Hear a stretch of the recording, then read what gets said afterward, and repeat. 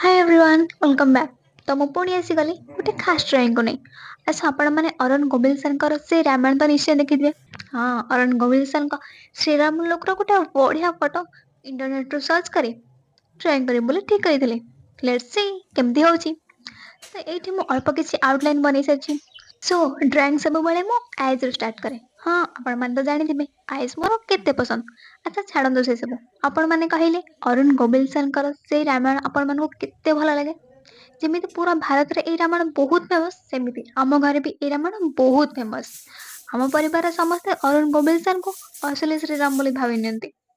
ଶ୍ରୀରାମଙ୍କ ଚରିତ୍ରରେ ଅରୁଣ ଗୋବିଲ ସାରଙ୍କର ଅଭିନୟକୁ ତ ମାପକାଠିରେ ମାପି ବି ହେବନି। ସେ ପିଲାବେଳୁ କେତେ ଥର ଯେ ଏ ରାମାୟଣକୁ ଦେଖିଛି ମୁଁ ନିଜେ ହିଁ କହିପାରିବିନି। ଆପଣମାନେ ଯଦି ଦେଖିନାହାନ୍ତି ତେବେ ଜଲ୍ଦି ଯାଇ ଦେଖିଦିଅନ୍ତୁ। ୟାର ଆଜି ମୋତେ ବହୁତ ଖୁସି ଲାଗୁଛି। ଅରୁଣ ଗୋବିଲ ସାରଙ୍କୁ ମୁଁ ମୋ ପେନସିଲ ମୁନରେ ସଜେଇ ପାରିଛି। ସୋ ସ୍କେଚିଂ ମୋର କମ୍ପ୍ଲିଟ୍। ତ ଜଲ୍ଦି ଜଲ୍ଦି କମେଣ୍ଟ କରନ୍ତୁ ଆପଣଙ୍କୁ କେମିତି ଲାଗିଲା। ଲାଇକ୍ ସେୟାର ସବସ୍କ୍ରାଇବ୍ କରିବାକୁ ଆଦୌ ଭୁଲିବେ